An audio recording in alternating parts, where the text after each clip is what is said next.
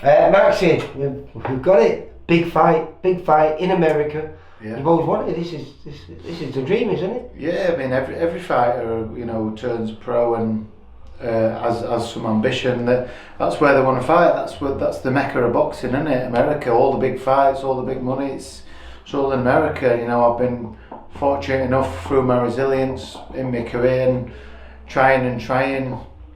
And I've earned it. It's not like I've got lucky and somebody's handed me an opportunity. I've earned my seat at this table. You know what I mean? Listen, you got a great opportunity during lockdown to fight a kid that no one gave you a chance to beat. I think it was John O'Carroll, wasn't it? That was the start of this fantastic run that you've had for, was it 8-9 fights now unbeaten?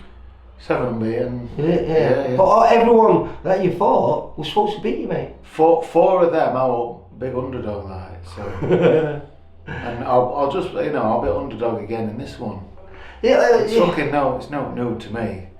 But he's fighting for your title, isn't it? My belt and an IBF eliminator to become mandatory for IBF. Yeah, so there's a big thing on the line, and for him, I don't think he can afford, because he's lost twice to Devin Haney now, hasn't he? Yeah. Lost his title to him. But this is the guy who did what you did. He got a break. He got a chance to fight Lee Selby, and I think it was a final eliminator to whoever wins the fight. Yeah, he got made mandatory. Yeah, and no one gave him a chance. Lee Selby was just going to pick up a nice comfortable win and go and fight for the title. I don't know, because obviously Selby had been beat by Josh then, jumped up 2 weights. Don't know.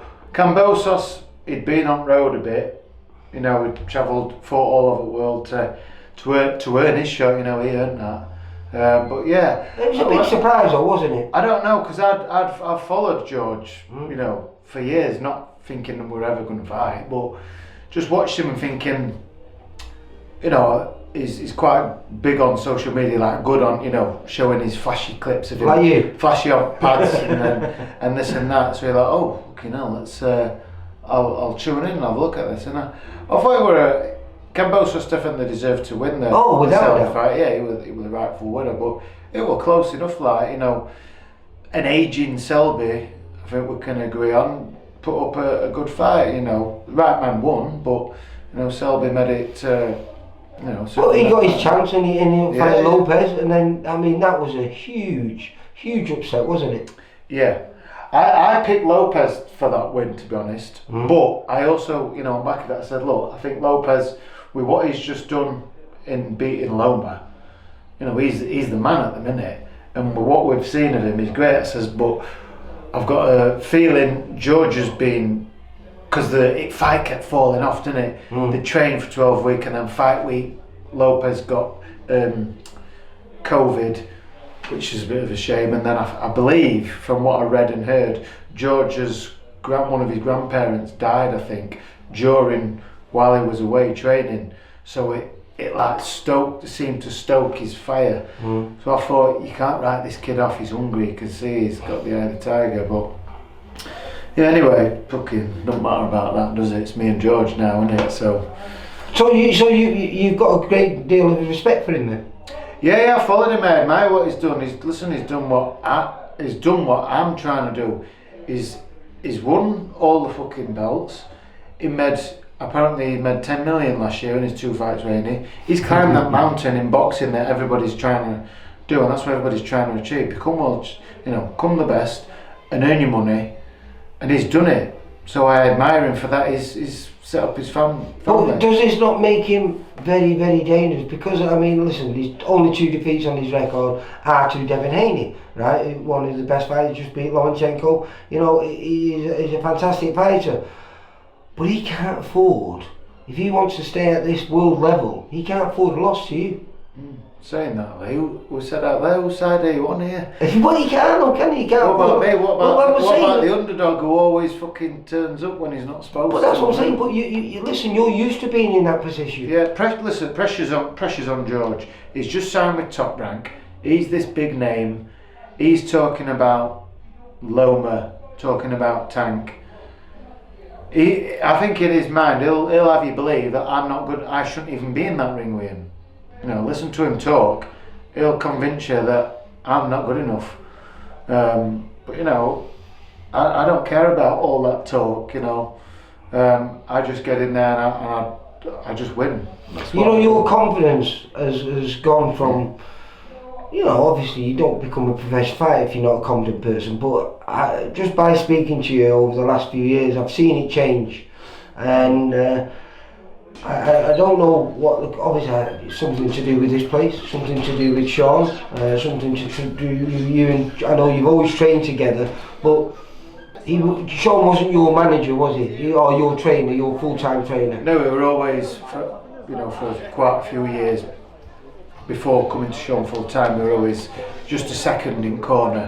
You know, another pair of eyes, somebody there, because he's seen me sparring so much. You know, down at Jimmy's on Saturday mornings. Well, we did loads of stuff. I used to love it. Yeah, every time there, the big camp, you'd all be down there. You, Isaac Lowe, you know, young Reese was a young baby, then a young pup. It was so much fun going down there. I think this started 10 years ago. Yeah. No, I first started sparring Josh for his fight when he won the Commonwealth against Samir in Hull. So that was 2013. When he got his first stoppage? Yeah, that was 2013. So it's 10 years ago. That's when, you know, that's. But it's only been about the last 3 years that he's actually been. I think four now. I think four. No, over four and a half years. Right. So it's gone fast. But you know, prior to that, for 10 years he's been watching me spar and train. So you know, it's not like it's something fresh. You know, a new thing and all that. But now you're on the same level as Josh. I was asking Josh before, and I've seen difference in Josh in the way he boxes, and I've seen a massive difference in the way you box.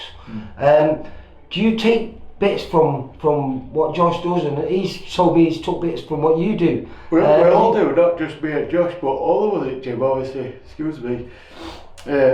Obviously, we all work together, we all spar together, train together, run together. Obviously, we all fucking boxing fanatics, aren't we? That's why we're in the game. But we're all talking about fights we've seen, talking about ideas, we watch each other spar, or maybe try that, or you know, it's all advice, and this is where you practice, and so you know, we try things. And well, is it great having all these young kids in here? You know, brilliant. You've got a new addition. You've got Hash Redman who's just joined you down here. Yeah. You know, you've got Josh Yardley, you've got Will Larson, Levi Smith. You know, obviously Reese Mould. You know, these are all quality kids, aren't they? Yeah. Me and Josh are the old boys. But you're also doing the corners with these guys now. Yeah. Is that fun for you? Is that what's keeping you still loving this business? Because you're now doing a new side to it as well as what you've always been doing. We said it about each other, especially you know when we're in big fights. Like I did Josh's last corner. You know, obviously I didn't show it in changing room or like that, but it's an horrible feeling. It feels I was more nervous standing on the side of the ring as Josh was doing his ring walking, getting introduced, than myself. I couldn't stop my legs shaking, you know, because obviously we're all mates. It's not nice, but you know we're there to support each other and help each other as much as we can. But like I say, I just see this. You're not the same man that I knew 3 years ago. I've known you, like I said, I've known you for about 8 years. Even when you was with us for a short period, didn't you? A couple of fights with us. And I always used to say, what a beautiful boxer you were. But I was just talking to you outside in the changing room there, and the confidence that you have going into this fight, there's no doubt in your mind. This is, no, you are. No one else other than me winning, me going over there and upsetting the odds again. And well, I don't. For me, I don't see that. I see you as a favourite. I think your boxing is wonderful, and anyone has got to be amazing to be able to beat you. And yes, he's a good kid and all that, but you know, I still think those because this is a big fight, but this isn't the fight. You want those bigger fights, don't you? Those you want these. You know, again, nobody expects me to win because of what he's done and how big his mouth is, but I'll just do what I always do. Maybe that's why I'm not so well known in the world boxing, because I ain't got a big mouth. Because you do it the right way, mate. I've always said I'll never be somebody I'm not. I won't try and put on an act, a persona. I'll just always be me, and this. What you see is what you get. How much confidence do you get from the Galahad win? Because that must have been a huge win for you. That, as in, he's been the man around this area for a long time. I know Josh beat him and everything, but he was someone that has always been up there. Everyone rates him, everyone talks about him, and no one really gave you a chance against him. No, again, I did what I needed to do. It wasn't the performance. Well, what it was, very very high level stuff with Barry, because he don't get enough credit for how good he is. I know he's obviously done some things that were wrong, which were controversial, and he's not the most liked person. I think it's just because he's so quiet. I think he's a natural introvert. Is Barry? He's all right. He's just very quiet, but he's very good at what he does, and he's hard to beat. I've joined. Well, I must admit, I'll take me out of it. It was perhaps one of the best performances. And again, I said I like Jazza Dickens, but when he beat Jazza, it was just a phenomenal performance. It were a very one-sided. It was systematic breakdown, wasn't it? It was very good. There was a mess at the end of it. And he didn't look like he were really trying. He didn't look like he got out of second gear, did he? He was just pottering and. Beautiful boxing. Yeah. What a fantastic. When you're busy with a jab, it just showed what damage you can do. Yeah. Because that was a 70% jab. Just like he threw about 900 of them. Yeah. He always looked very busy, and for me to get a win over him, I've joined a very very short elite list of people that's beat him. He's only lost 3 people up until he got beat by Kiko, who's a phenomenal fighter. I really like him. Although he's had to be in opposite corner with Josh twice. Even I know Josh has got a lot of respect for him. He's just what an hard man he is. But Kid Galahad were winning every second of the fight up until punches, and that's how dangerous Kiko is. But it's a nice one on list to have Kid Galahad there. It's going to stand me in good stead. Kambosos isn't going to be as awkward as that, and tricky as that. Do you feel like say you come through his fingers crossed on July the 22nd? Out of all those names, because it looks like it could be quite easy, because you're not with Matchroom no more. You hopefully you'll sign with. I've signed with DeBella Promotions, Lou DeBella, and George has signed with Top Rank. This is going to be on the Top Rank show. So, I presume what's going to happen. I need to speak to DeBellas on this, but I presume like with Matchroom, when you go on their show, you sign, and then you win. They get the options over you. Stay on. Because they want the winner. They want the one who's going to be going on to the big fight. So, I might never box in UK again. How mad is that? How good is that? My career might, my last few fights, they all might be in America on Top Rank shows. But, I've earned that, and if that's what it is, that's what it is. Yeah. Well, will Steffi be going over here? He can't, because he's got Jason Cunningham on the week after in the big fight with Liam Davis. So, unfortunately, I don't think they can make it. Obviously, he's got to concentrate on Jace. We've got a show on the same night at that Wakefield, so it was a bit of a toss up.